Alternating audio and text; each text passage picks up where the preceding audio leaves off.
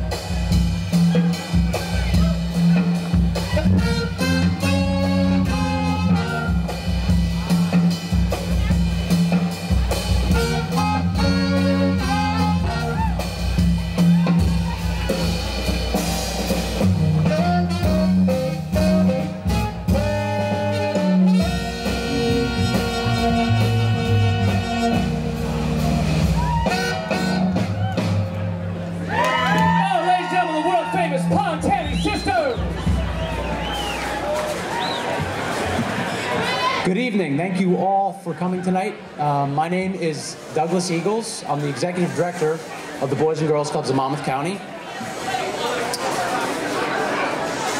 I want to thank you all for joining us on this most unusual evening. Before we get too far... Asbury Park, it's a small city. I think it's about 1.4 miles. Population of 17,000, give or take. And it's an interesting place because it's a beach town. It's surrounded by wealthy communities. Deal just to the north, Bradley Beach and Spring Lake, towns to the south. And these are communities that have they're commuter communities. People traveling up to New York City, working in the financial district. But then right in the middle of it, you have this city, Asbury Park. Great natural resource with the beachfront, a lot of opportunity. But unfortunately, you have gangs, you have drug problems, you have gun violence. Since January 1st of 2012, there's been roughly 65 shootings in the community. Several of them are homicides. And this is the background noise that the kids who come to our club are growing up in. Again, drugs and gun violence and, broken homes. I grew up in, upper middle class environment. I came home, I could do homework in my room in peace and quiet. Yeah. These kids, they don't have that opportunity. They're, like I said, they're growing up with that background static that is competing for their time, competing for their attention. I think a better way to describe maybe what it's like for some of these kids to grow up is to share a story with you about a kid that I met shortly after I came on board as the executive director. I was working at my desk and heard a knock on my door in the office, and I opened the door and I looked down, and there's this little kid, Georgie, sitting there looking up at me, and he says, "Mr. Doug, will you walk me home?" And I look down and I'm like, "Georgie, what? I'm looking over at my desk. I'm like, I'm really working. Can you talk to some of the program staff?" He's like, "Oh, I already talked to them. Please, Mr. Doug, I just need someone to walk me home." I'm like, "Well, what's going on?" He said, "I'm scared, Mr. Doug. I don't want to walk home alone." So I was like, you know what? The working, that can come later. So I closed the door, and George and I took off down the street, actually walking this way towards his house. And the whole time we're walking, he's waving at everybody, and people are calling out his name, and he's all smiles. And I said, "George, you don't look scared." I'm like, "Why did you really want me to walk you home?" And we both stopped, and he's looking up at me, and I'm looking down at him, and he says, "Mr. Doug, I just wanted someone to talk to. I just wanted someone to listen to me."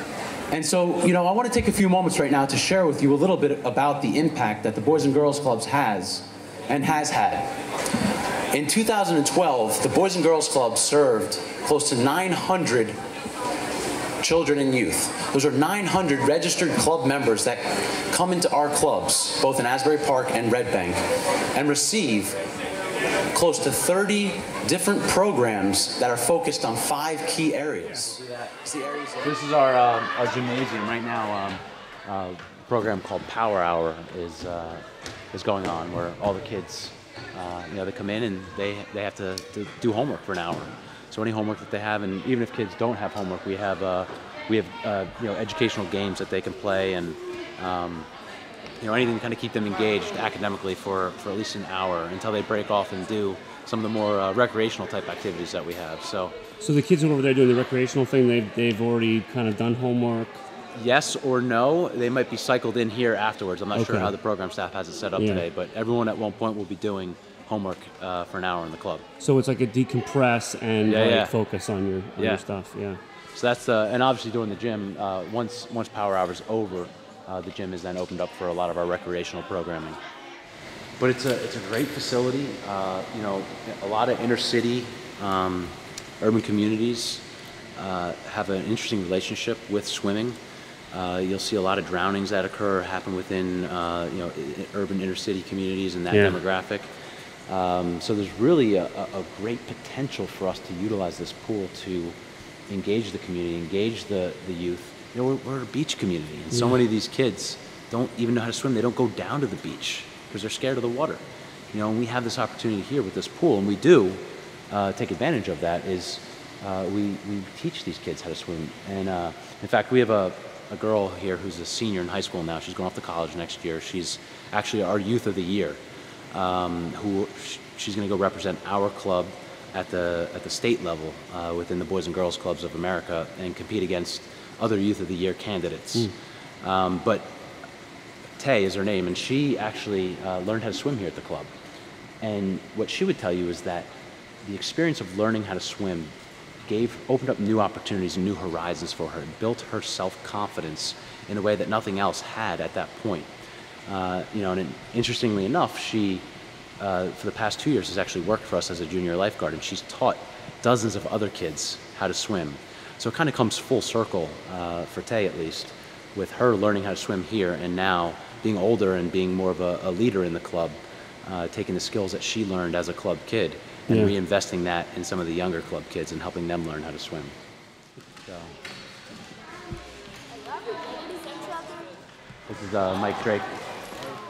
Mike's one of our program directors. Mike, how long have you been here at the club?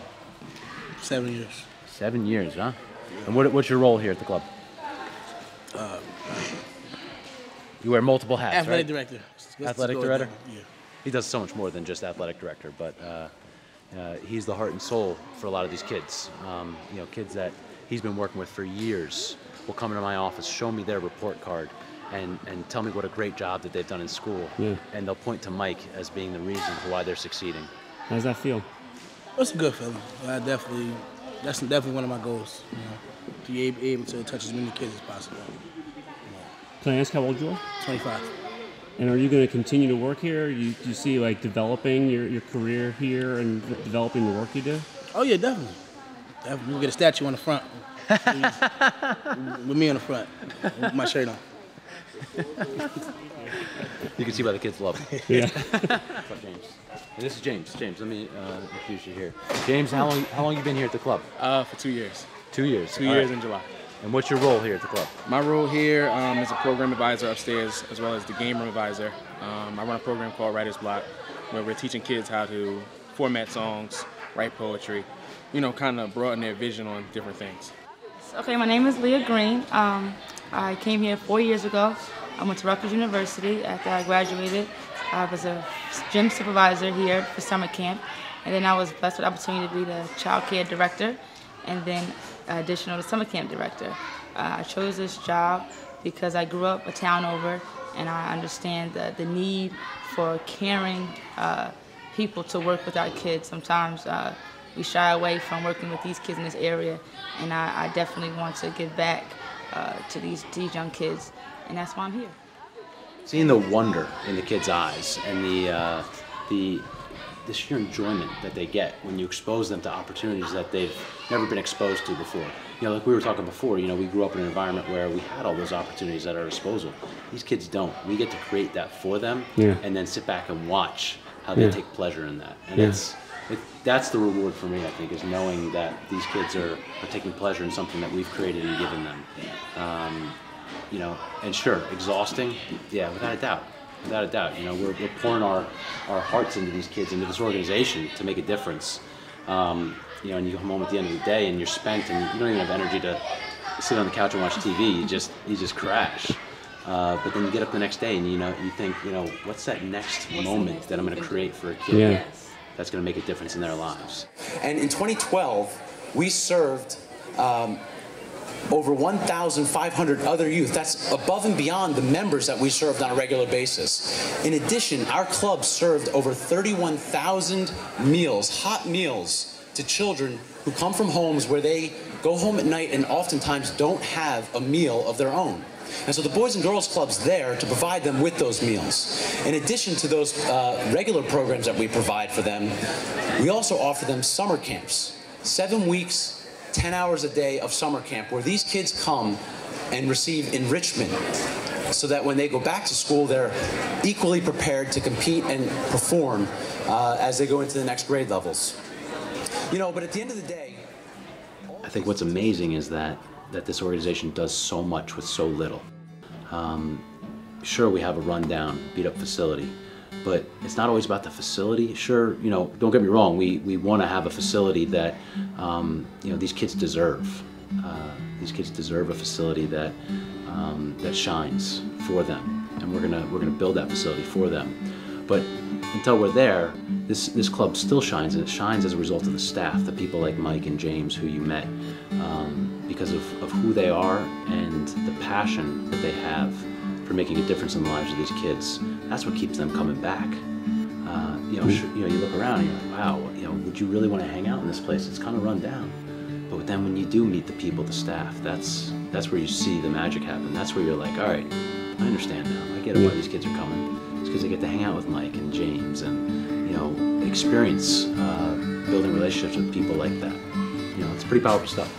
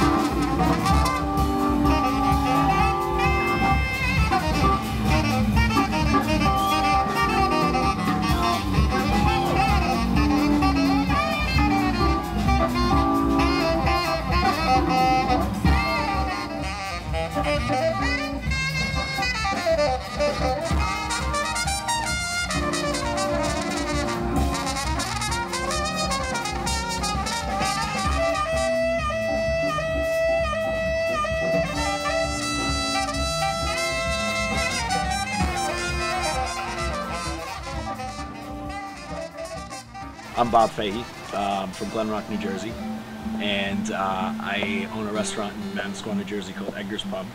I'm a partner in a nightclub in Manhattan called Libation, and just recently became part owner of the Asbury Lanes and the operations manager of the Lanes with my brother Chris. Chris Fahey, also from Glen Rock. Bob and I kind of grew up in the bar liquor business up in Bergen County. Our father had a bar liquor store, kind of how we got involved in the business. Also, we're partners at Edgar's Pub in Manasquan, and we're both brought over here to the Asbury Lanes to kind of help keep the doors open and get the ship moving in the right direction. This is setting up for a big show tonight.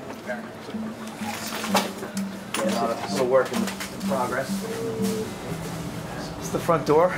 Right here is our bowling area where we collect tickets for bowling and tickets for shows. It's kind of got two people working up here. One's collecting money for the tickets. One's collecting money for the bowling. This is our soundboard. We've always been around the booze business. Yeah. I mean, booze and entertainment. Started dusting bottles when we were probably 7, 8 years old in the liquor store for, occasionally serving a Budweiser or two. People got a kick out of it. Little kids back there serving beers. you know, that place is gone, so you can't get any trouble now. Yeah, it's always been a family business. Now it's even more so with just the two of us kind of operating these businesses. Sometimes families don't get along when they work together. You guys? Yeah, somehow we pull it off. I don't know. You know, we've always been close friends. You know, we're a year apart, so we've always hung with the same group. You know, played sports together. Yeah. And unfortunately, got in trouble together and punished together, and you know, always kind of. We look out for each other. Yeah.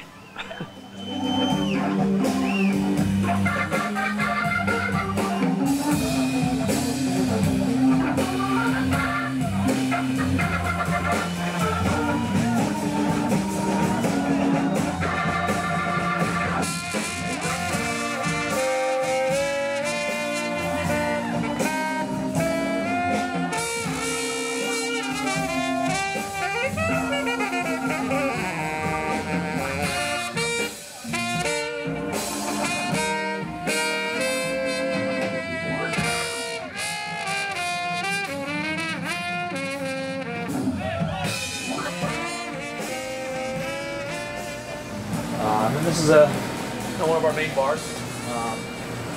Usually a couple bartenders behind here slinging drinks to the crowd, which we actually put this in last year to help with try to establish it more of a bar nightclub type feel. And this is the lounge.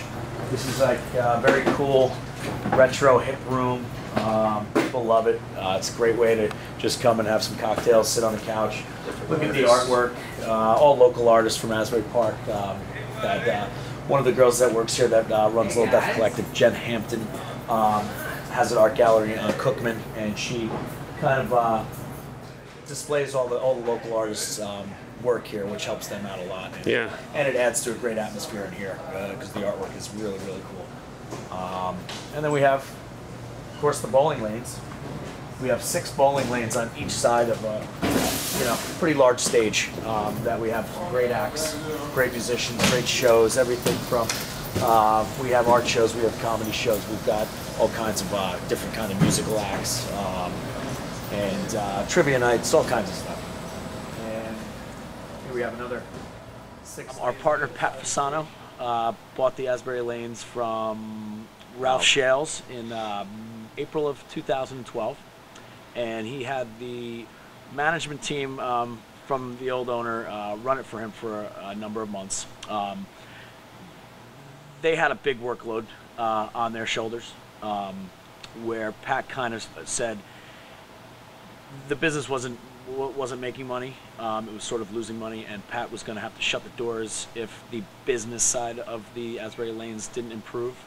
So he asked Chris and I to come on board with him and help the previous management team kind of right the ship and take a lot of the workload off their shoulders. They were doing the staffing, the bookings of the entertainment, the advertising, the marketing, and handling all the banking and business and ordering and all that stuff. So we kind of took the back office stuff from them so they could concentrate more so on the bookings. You know, their background was more of the creative side, the entertainment, the arts, you know, getting the shows and the acts in here.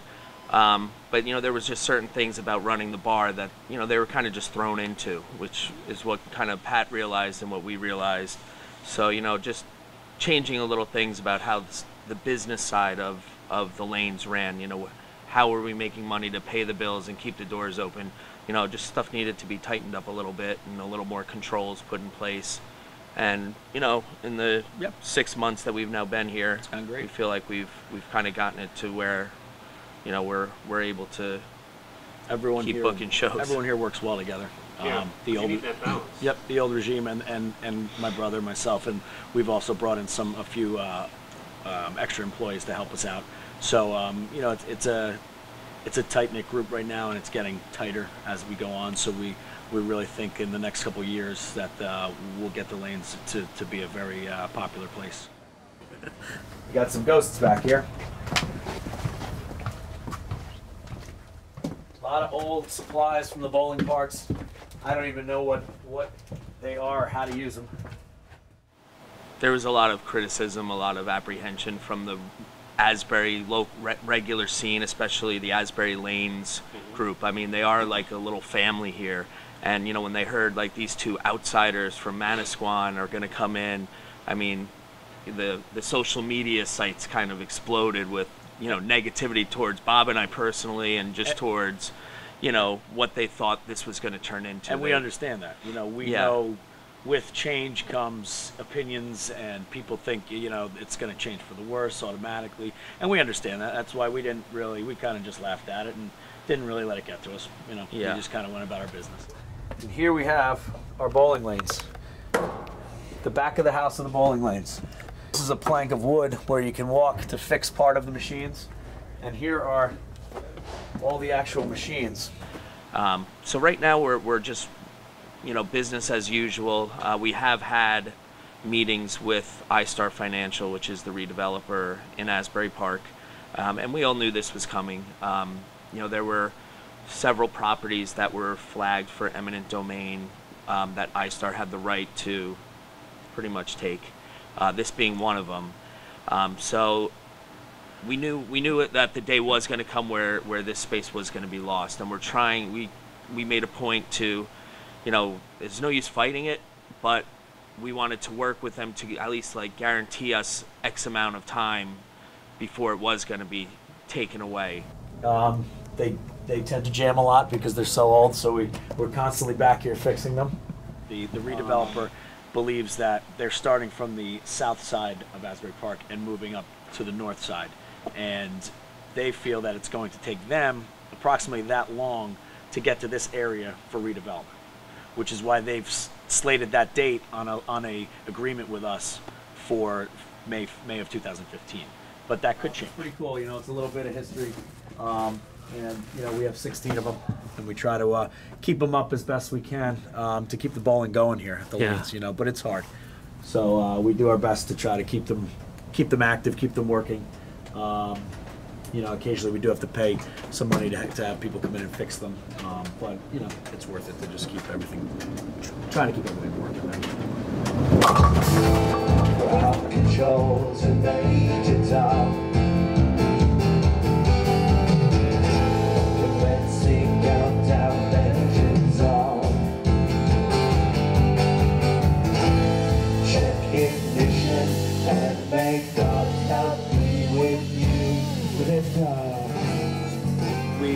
We're definitely big proponents of giving back to the community where your business is. They support you year-round, patronizing your place. It's just right to give back. My father was a big proponent of that as growing up as kids, giving back to little leagues and churches and so forth. So when they approached us about doing the event there, it was doing an event at the Lanes, it was a no-brainer. So yeah, I mean, the Boys and Girls Club, especially in Asbury Park, I mean, those are like the young kids that will eventually be, hopefully the leaders in this area, in different walks of life.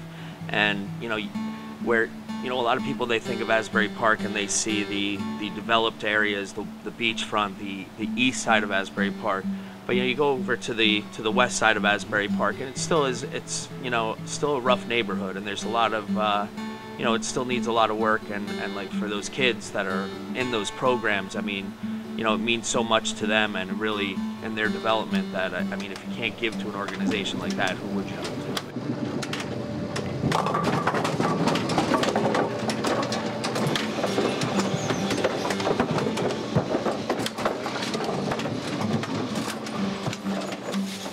We grew up in a nice small suburban town in Bergen County, Glen Rock. Everybody knew everybody. Very safe, riding bikes, playing with the neighborhood kids. Very neighborhood, family-oriented town. It's a very middle-class community. We always loved Jersey. We grew up coming down in the summers to Avon by the sea. In the summers, my grandmother lived in a house in Avon, so that's kind of was our first connection to this area down here. And we always loved coming down to the shore, and always, in the bar business, always kind of thought if we could ever get our hands on a liquor license down there, that's where we would ultimately want to be. Yeah, we would come down on Fridays and leave on Sundays, and we never ever wanted to get in the car to go.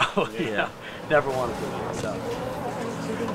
Take a kiss without the so they go get their You laugh tonight and cry tomorrow when you behold your shattered schemes.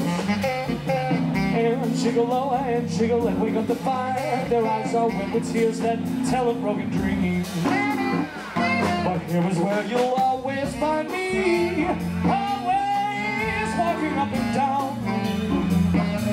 But I left my soul behind me in an old New Jersey town. The joy that you find here you borrow, you cannot keep it long it seems. And jiggle low and jiggle and wake up to find their eyes are wet with tears that tell of broken dreams.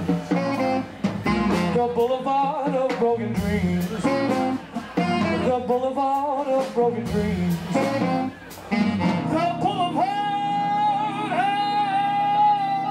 broken dreams.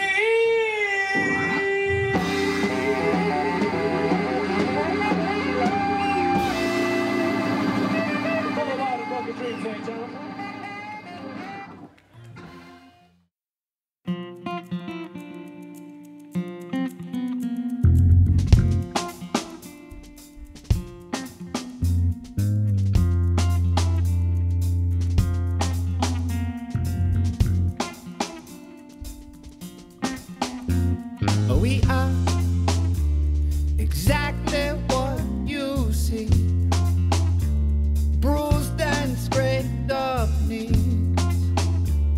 Still we find our way. Some come as quickly as they go. Some choose their own roads. Still they find their way.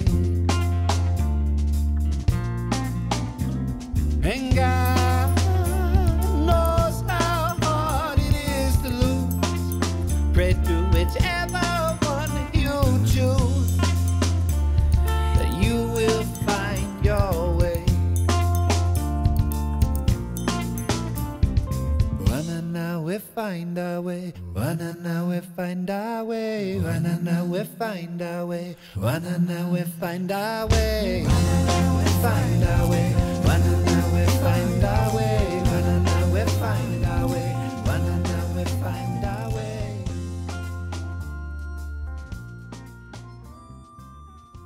Next time on Driving Jersey.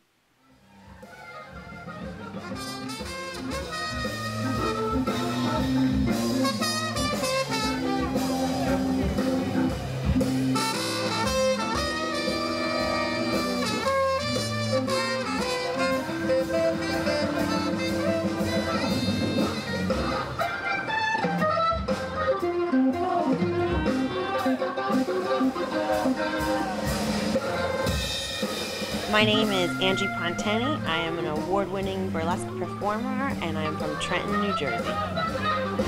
Oh, let's do it, baby. Let's do it all night.